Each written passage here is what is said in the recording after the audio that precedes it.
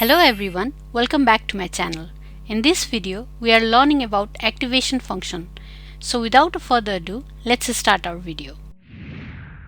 Activation function. An activation function is a mathematical decision-making formula placed at the end of each neuron that determines should this neuron activate or stay completely silent. Why activation function? Now, let's understand why do we need activation function. So without an activation function, every layer in a neural network is just performing a linear transformation, that is matrix multiplication, additions, and so on.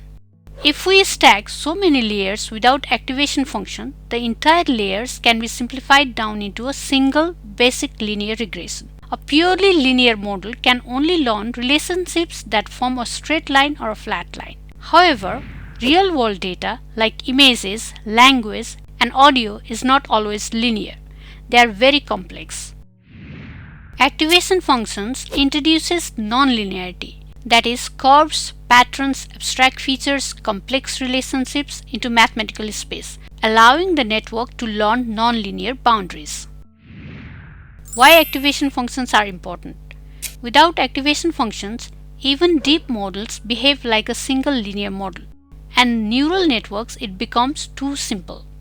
That's why activation functions are very important. How activation functions work? Step 1.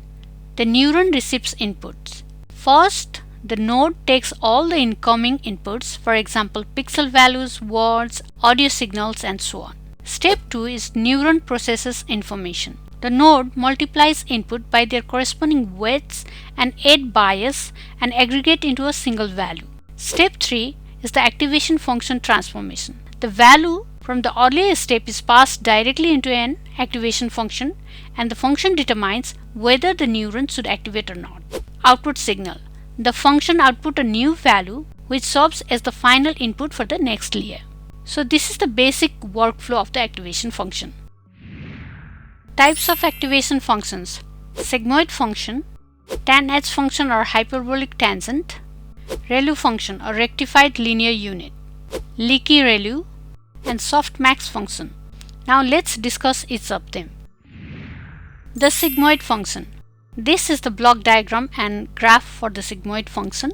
Basically, this function will help to put any input value into a strict range between 0 and 1. The best use case for this is it is perfect choice for the final layer of a binary classification model, such as finding an email is spam or non-spam. The disadvantage of this is it has vanishing gradients problem.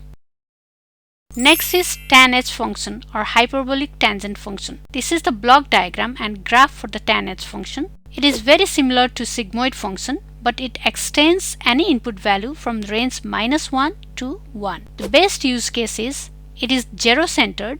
That means negative inputs yield negative outputs and positive inputs yield positive outputs. Therefore, it is highly effective for hidden layers as it prevents the training data from becoming heavily biased in one direction. But this still has a problem of vanishing gradients. ReLU function. Let's look at this ReLU graph. Here we can see if the input is negative, the output is a flat line at 0. But if an input is positive, the output is perfectly a straight diagonal line. So this is the graph of ReLU function. The best use case is this is the king of the hidden layers in deep learning. This completely avoids the vanishing gradient problem for positive values, allowing deep networks to train very fast.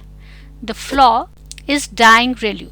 If a neuron's input is always negative, its output and gradient become exactly 0.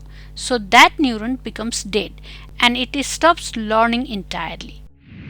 Leaky ReLU. It looks like this in block diagram and graph. Leaky ReLU is an improved version of ReLU. The best use case of this is it allows small negative outputs instead of 0.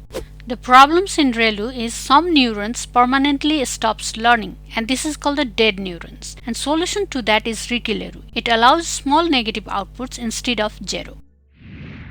Softmax function. This is the block diagram and graph of softmax function. It is mainly used in final output layer for multi-class classification. For example, classifying an image as a cat, dog, or horse. Softmax normalizes the values into a true probability distribution where all the outputs add up to exactly 1. It is used mainly in classification problems. Activation functions solves several problems, such as by introducing nonlinearity, it allows learning of complex structures. Next is control information flow, because it can decide which neurons to activate strongly. It also can improve learning capability as it enables deep networks. It also helps feature extraction because different layers learn different features. So these are some of the problems that activation functions solve.